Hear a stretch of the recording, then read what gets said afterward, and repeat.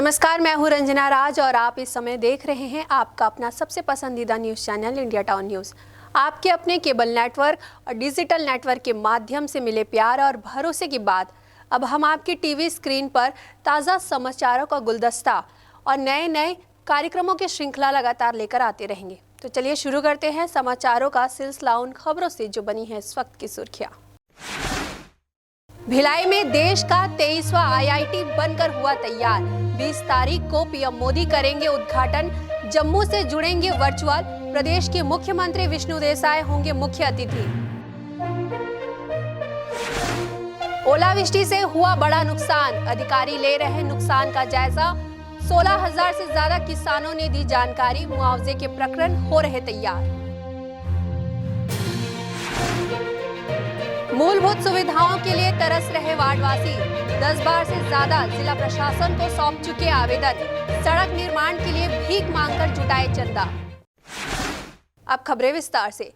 भिलाई में देश का 23वां आईआईटी बनकर तैयार हो गया है। लंबे समय के इंतजार के बाद इस महीने की 20 तारीख को आईआईटी भिलाई का उद्घाटन होने जा रहा है। प्रधानमंत्री नरेंद्र मोदी वर्चुअली आईआईटी का उद्घाटन करेंगे। वे इस दौरान जम्मू में होंगे और वर्चुअल माध्यम से इस समारोह में जुड़ेंगे। मिनिस्ट्री ऑफ एजुकेशन भारत सरकार के सचिव के संजय मूर्ति ने आईआईटी भिलाई को 15 फरवरी को एक पत्र जारी किया है। पत्र के माध्यम से आईआईटी भिलाई को उद्घाटन संबंधी सूचना दी गई। पीएम जम्मू से श्रीनगर तक दुनिया के सबसे ऊंचे ब्रिज के लोकार्पण के दौरान आईआईटी भिलाई का उद्घाटन करेंगे। आईआईटी भिलाई 358 एकड़ क्षेत्र में फैला हुआ है। 879.22 करोड़ की लागत से बिल्डिंग और अन्य कार्य कराए गए हैं। 2500 विद्यार्थी की क्षमता आईआईटी की है। इंडिया टाउन न्यूज के लिए दुर्ग से अतुल शर्मा की रिपोर्ट। बैकुंठपुर शहर के समाज सेवी तथा आईसी मार्ट के संचालक महेंद्र जैन ने पोती के जन्म पर छात्राओं को पौष्टिक भोजन कराया। इस दौरान जिले के कलेक्टर विनय कुमार भी मौजूद थे। छत्तीसगढ़ के स्कूलों में प्रधानमंत्री पोषण शक्ति योजना के अंतर्गत विद्यार्थियों को दिए जाने वाले गर्म भोजन को सामुदायिक भागीदारी की बदौलत और अधिक पोषक बनाने की अभिनव पहल की गई है। शाला अवधि में विद्यार्थियों को भोजन प्रदान करने के लिए संचालित प्रधानमंत्री पोषण शक्ति निर्माण योजना गाइडलाइन में सामुदायिक आधार पर तिथि भोजन के प्रावधान के अनुसार छत्तीसगढ़ राज्य में इसे द्योता भोजन के नाम से लागू किया गया है। इंडिया टाउन न्यूज के लिए कोरिया से पुष्पा गुप्ता की रिपोर्ट। दुर्ग जिले के पद्मनाभपुर थाना क्षेत्र अंतर्गत हुए सड़क हादसे में एक छात्रा की मौत हो गई। बताया जा रहा है कि स्कूली छात्रा घर से कोचिंग के लिए जा रही थी, तभी ट्रक ने छात्रा को साइकिल समेत अपनी चपेट में ले लिया, जिससे उसकी दर्दनाक मौत हो गई। घटना शनिवार शाम 4 बजे की है। स्कूली छात्रा हिमांशी साहू पिता लीलाधार घाट से ट्यूशन जा रही थी। हाईवा चालक ने लापरवाही पूर्वक चलाते हुए छात्रा को चपेट में ले लिया, जिससे छात्रा साइकिल सहित पीछे चक्के में आ गई और मौके पर ही उसकी मौत हो गई। डरकर भाग रहे ट्रक चालक को लोगों ने दौड़कर पकड़ा, फिर उसकी पिटाई कर दी। साथ ही उग्र भीड़ ने हाईवा में तोड़फोड़ शुरू कर दी। इसके बाद सूचना पाकर पुलिस बल मौके पर पहुंची।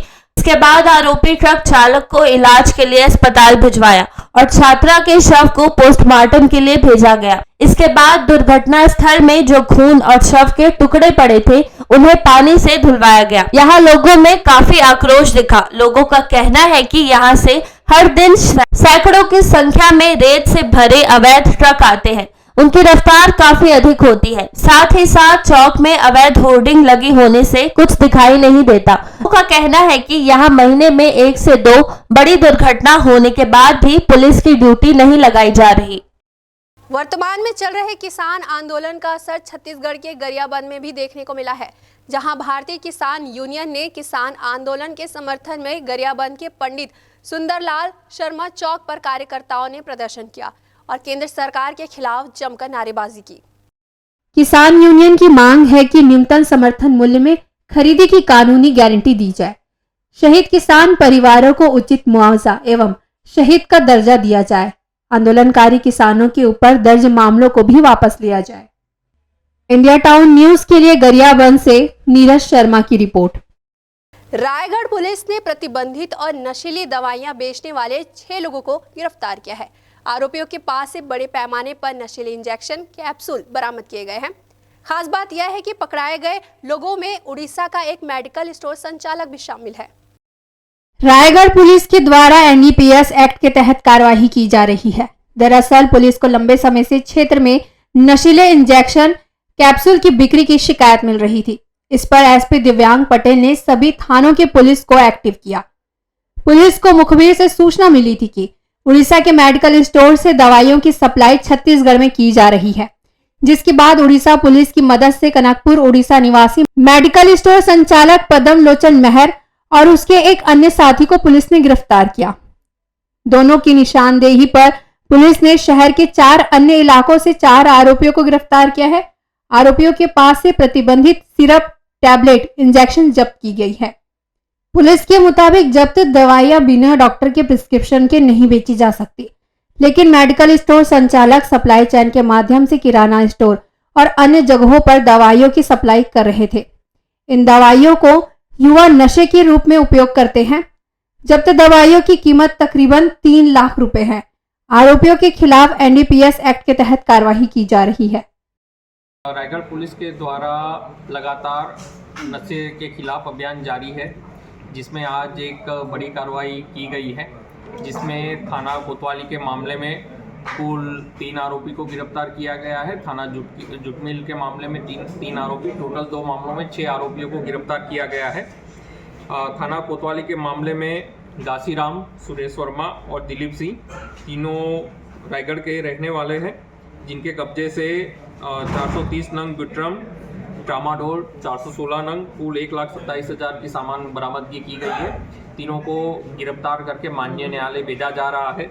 इसी क्रम में थाना जुटमिल के प्रकरण में नशीली दवाओं में ट्रामाडोल 2,321 नंग, बट्रम 1,620 नंग, अल्ब्रेक्स 3,750 नंग, नाइट्राजेपाम 1,300 नंग, कुल बाजार मूल्य जिसका 13,48,000 है, इसको जब्ती किया गया है। इसमें 3 आरोपी राजकुमार खट्टर जो कि लोकल बेचने वाला है, जो अपना सामान रायगढ़ के बॉर्डर में कनकपुरा जो गांव है, उड़ीसा का गांव है, वहां पे जो मेडिकल स्टोर के संचालक है पदम लोचन मेहर और चंद्रशेखर मेहर, जिनके पास से अपने सामान लाके यहाँ रायगढ़ के आसपास बेचता था। तीनों आरोपी राजकुमार खट्टर जी, पदम लोचन मेहर और चंद्रशेखर मेहर, तीनों को गिरफ्तार करके माननीय न्यायालय पेश किया जा रहा है। इंडिया टाउन न्यूज के लिए रायगढ़ से विपिन सवानी की रिपोर्ट। वक्त हो चला एक छोटी सी ब्रेक का। खबरें और भी है, बने रहिए इंडिया टाउन न्यूज के साथ। मिलिए सबसे बड़ी खबर से। छोटे शहर की बड़ी कहानियां। हमने वो देखा जो अनकहा है। अब खबर आपकी उंगलियों पर। खबरों से परे, हर खबर पर हमारा नजरिया। इंडिया टाउन न्यूज, भारत की बात। जनता की आवाज हमारी मुहिम।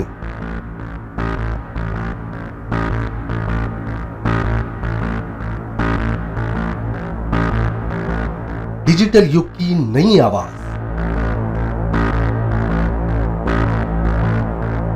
जनता का भरोसा, जनता की जीत, जनता का मत, ये सारी चीजें जब दावे करती है, हारती है, तो ईवीएम पर सवाल क्यों? आपके लिए सबसे बेहतरीन हमारा प्रयास। इस वक्त की सबसे बड़ी खबर आपको बता रहे हैं। इंडिया टाउन न्यूज, भारत की बात। ब्रेक के बाद आप सभी का स्वागत है। चलिए बढ़ते हैं अगली खबर की ओर। भिलाई नगर निगम के सुंदर विहार कॉलोनी में रहने वाले लोगों को मूलभूत सुविधाएं नहीं मिल पा रही है। अब तक नाली और सड़क का निर्माण नहीं हुआ है। वहां के रहवासी 10 बार से ज्यादा नगर निगम और जिला प्रशासन को आवेदन और प्रतिवेदन सौंप चुके हैं। बजट पास होने के बाद भी नगर निगम के द्वारा अब तक सड़क और नाली नहीं बनाई गई। दरअसल भिलाई नगर निगम के अंतर्गत आने वाले सुंदर विहार कॉलोनी सड़क की समस्या को लेकर कॉलोनी वासी कई बार आवेदन प्रतिवेदन कर चुके हैं। इसके बाद भी मांग पूरी नहीं हो पाई। प्रशासन से कोई सहूलियत नहीं मिलने के बाद 11 फरवरी से रहवासी शांतिपूर्वक अनिश्चितकालीन धरना प्रदर्शन पर बैठे हैं। उनकी हड़ताल करने का तरीका भी अलग है। बीते शनिवार कॉलोनी वासियों ने बीच सड़क पर बैठकर नगर निगम और प्रशासन की बुद्धि शुद्धि के लिए हवन और पूजन किया। बीते शनिवार को राहगीरों से भीख मांगकर चंदा जुटा रहे हैं। भीख में जो चंदा मिलेगा उस चंदे को जिला प्रशासन को सौंपा जाएगा ताकि वह सड़क निर्माण में इस चंदे का उपयोग कर सके। मांग पूरी नहीं होगी तब तक ये प्रदर्शन चलते रहेगा। हम लोग बहुत ज़्यादा ही कष्ट में हैं। हमारे यहाँ कोई मेहमान भी नहीं आता है, बोलता है कि कितने जंगल में, कितना गंदा रोड में, कितने गंदे जगह पे तुमने घर बनाए हो कि हम लोग को आने के लिए भी सोचना पड़ता है। रात होने के पहले ही हमारे घर के परिवार लोग स्कूटी लेके निकल जाते हैं कि कहीं कोई गड्ढे में ना गिर जाए। इसलिए हम लोग को बहुत ज़्यादा कष्ट है। हमारी मांग बस पूरी करें। इंडिया टाउन न्यूज के लिए दुर्ग से अतुल शर्मा की रिपोर्ट। पूरे प्रदेश में आंगनबाड़ी कार्यकर्ता सहायिका संघ ने एक दिवसीय धरना प्रदर्शन किया, जिसका असर छत्तीसगढ़ के हर जिले में देखने को मिला है। इसी दौरान उन्होंने चेतावनी भी दी है कि प्रदेश में एकजुट होकर लोकसभा चुनाव में अपनी ताकत को दिखाएंगे। ऐसा ही कुछ नजारा सरगुजा जिले में देखने को मिला है। सैकड़ों की संख्या में आंगनबाड़ी कार्यकर्ता सहायिका संघ ने 2 सूत्रीय मांगों को लेकर प्रदर्शन किया। एक दिवसीय धरना प्रदर्शन कर कलेक्ट्रेट का घेराव कर प्रधानमंत्री के नाम कलेक्टर को ज्ञापन सौंपा। दरअसल जिले के सैकड़ों आंगनबाड़ी कार्यकर्ता सहायिका संघ ने आज 2 सूत्रीय मांगों को लेकर धरना प्रदर्शन किया है। आंगनबाड़ी कार्यकर्ताओं ने रैली निकालकर कलेक्ट्रेट पहुंचे। मानदेय को बढ़ाते हुए इन्हें शासकीय कर्मचारी घोषित करने की मांग की है। हम लोग अपनी 8 सूत्री मांग को लेकर आज एक दिवसीय धरना रैली करते हुए यहाँ कलेक्ट्रेट परिषद में रैली के माध्यम से आए हैं और अभी हम लोग कलेक्टर सर को ज्ञापन सौंपे हैं। हम लोग सबसे पहले तो मैं मुख्यमंत्री सर को बहुत बहुत बधाई देना चाहती हूँ। केंद्र शासन और आज हमारा प्रांत एक ही शासन है, प्रांत और केंद्र, तो मैं बहुत बहुत बधाई देना चाहती हूँ। और मैं केंद्र शासन से ये गुहार लगाना चाहती हूँ कि हमारी जो आंगनबाड़ी कार्यकर्ता सहायिका बहनें हैं वो लगभग 50 साल से केंद्र में कार्यरत हैं। केंद्र सरकार से मात्र उन्हें आज तक 50 साल में मात्र 4500 रुपये की राशि दिया जा रहा है, जो बिल्कुल जीने लायक नहीं है। हम उनसे बार बार अनुरोध कर रहे हैं कि हमारा जो एक मुख्य मांग है कि हमको शासकीय कर्मचारी घोषित करें। जब हम कार्य में आते हैं तो कोई भी शासकीय काम हमको दे दिया जाता है और वो काम के टाइम बोला जाता है कि आप शासकीय कर्मचारी हैं। जब मानदेय की बारी आती है तो हमको मान सेविका या मानदेयधारी बोला जाता है। तो बस मैं केंद्र शासन से बस यही प्रार्थना करना चाहती हूँ कि हमारी जो मांग है उसमें मुख्य मांग है शासकीय कर्मचारी घोषित करें और जीने लायक वेतन दे। 4500 में आज किसी का घर नहीं चलता है। ये हमारे प्रधानमंत्री भी अच्छे से जानते हैं कि 4500 बहुत ही कम राशि है एक महिला को, एक गृहिणी को घर चलाने के लिए। तो उनसे अनुरोध है कि कम से कम हमको 21,000 की राशि दिया जाए। 9 साल पहले यही हमारे माननीय प्रधानमंत्री जी बोले थे, जैसे मैं केंद्र में आऊंगा सबसे पहले मैं आशा कर्मचारी आंगनवाड़ी कार्यकर्ताओं को देखूंगा। उम्र का बंधन तो वो हम लोग का बढ़ा दिए, 62 से 65 साल कर दिए और हमारी तनख्वाह वही 450 रुपया से लेके आज हमको 4,500 रुपया दे रहे हैं। 4,500 रुपया। लोकसभा चुनाव आने वाला है, लोकसभा चुनाव से पहले वो अपना वादा पूरा करें, नहीं तो हम भी अपना वो दिखा देंगे कि हम उनको केंद्र से नीचे गिरा देंगे। आर्थिक संकट से जूझ रहे इन आंगनबाड़ी सहायिकाओं ने चेतावनी देते हुए कहा कि लोकसभा चुनाव से पहले अगर उनकी मांगे पूरी नहीं होती तो पूरे प्रदेश में एकजुट होकर वे लोकसभा चुनाव में सरकार के खिलाफ अपनी ताकत को दिखाएंगे। जिले के समस्त आंगनबाड़ी कार्यकर्ताएं और सहायिकाओं के द्वारा एक ज्ञापन देने के संबंध में कलेक्ट्रेट परिसर में आज उन्होंने उपस्थिति दी है, जिसमें काफ़ी संख्या में जिले के सभी आंगनबाड़ी कार्यकर्ता और सहायिका उपस्थित रहे हैं। ज्ञापन सीएम साहब और हमारे आदरणीय पीएम साहब के नाम पे ज्ञापन है और ज्ञापन में उन्होंने कुछ कुछ मांगे की हैं, जैसे उनको शासकीय कर्मचारी घोषित किया जाए, उनका मानदेय बढ़ाया जाए और उनके ग्रेजुएटी पेंशन के संबंध में भी कुछ कुछ मांगे हैं। तो मांगों को मेरे द्वारा इसको यहाँ पे लिया गया है ज्ञापन को और इसको नियमानुसार शासन को और केंद्र सरकार को इसको प्रेषित किया जाएगा। इंडिया टाउन न्यूज के लिए सरगुजा से शैलेश सिंह की रिपोर्ट। हर साल की तरह इस साल भी बोलबम सेवा समिति भव्य तरीके से महाशिवरात्रि का आयोजन करने जा रही है। समिति की ओर से कार्यक्रम की तैयारियां जोरों शोरों पर है। इसी कड़ी में हल्दी कार्यक्रम का आयोजन किया गया। सबसे पहले कार्ड में हल्दी लगाई गई और इसे पूरे शहर में वितरित किया गया। कार्ड वितरण में सैकड़ों की संख्या में महिलाएं शामिल हुई, जो कि भोलेनाथ के गानों में झूमती हुई नजर आई। बोलबम सेवा समिति की ओर से 16 सालों से बाबा की बारात निकाली जा रही है। इस बार कुछ और खास होगी, जिसकी भव्यता 8 मार्च को महाशिवरात्रि पर देखने को मिलेगी। भक्तों को 230 से ज्यादा झांकियां बारात में देखने को मिलेगी। इस कार्यक्रम को भव्य बनाने के लिए बोलबम सेवा समिति के अध्यक्ष और पदाधिकारी तैयारियों में जुट गए हैं। शिव और शक्ति का मिलाप है।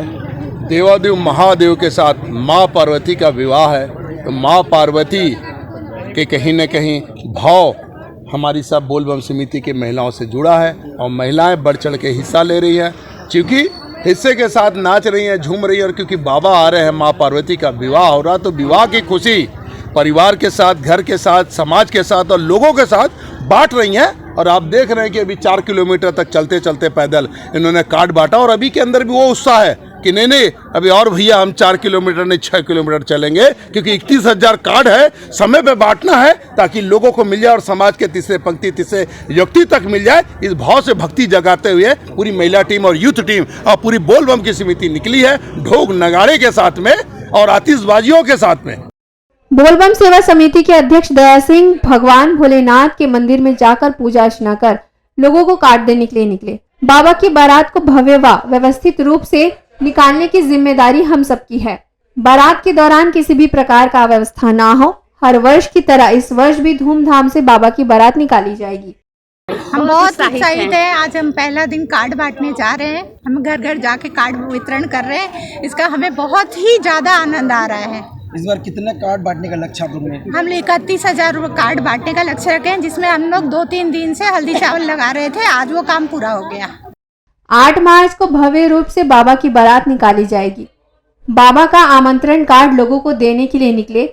हर घर जाकर हर लोगों को कार्ड देकर उन्हें आमंत्रित कर रहे हैं। उन्होंने कहा कि 31,000 कार्ड बांटने का लक्ष्य रखा गया है। आज से कार्ड बांटने का काम शुरू किया गया है। इंडिया टाउन न्यूज के लिए दुर्ग से अतुल शर्मा की रिपोर्ट।